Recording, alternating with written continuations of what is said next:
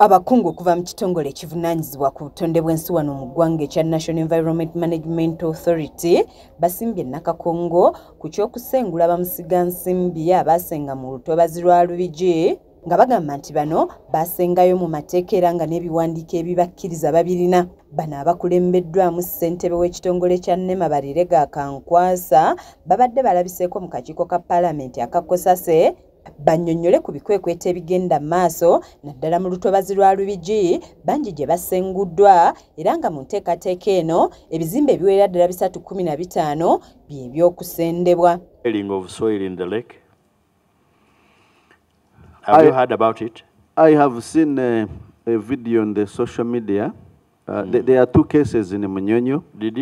Was it a matter of interest to you? Kino kiddiridde akakiiko ka Paalamenti akavunaanyizibwa ku mateeka n'ebitongole bya gavumenti okubuusabuusa enkola y'okusengula abantu ku ttaka erigambibwa nti lya ntobazi n'ensonga lwaki abamu ku baazimba baaweebwa olukisa olw'okukulaakulanya ate abalala ne bagaanibwa.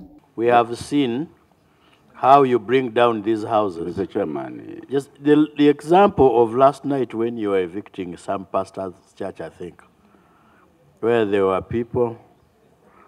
Yes, not yesterday, last night actually. Was it not in the night? When you were bringing that pastor's church down? Ssentebe w'akakiiko ka Kosase Honorable Medard Lubega Sseggona atadde akulira ekitongole kya NEMA Barirega Kankwasa ku nninga annyonnyole lwaki abantu abeesenza mu ntobazi mu bitundu okuli disitulikiti ey'Embarra, Ntungamo wamu n'endala tebagobwa n'okutuusa kati kyokka nga mu bitundu eby'eno bagobwa entakera.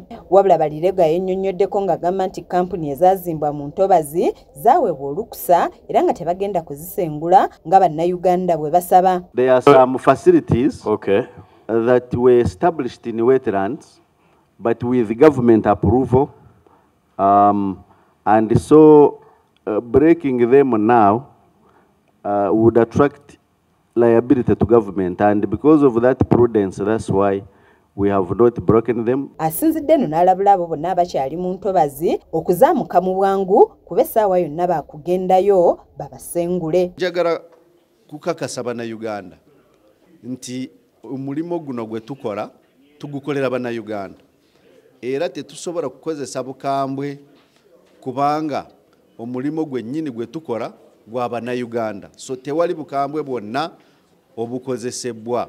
Omuntu nga tanagibwa mu lutobazi basooka kumuwa ekiwandiiko ekimulabula nti wasenga mu lutobazi, weetegeke osobole kuvaawo. Matiya Ssekanjako yakusakidde eggulire lino ku lwa KSTV agaleero.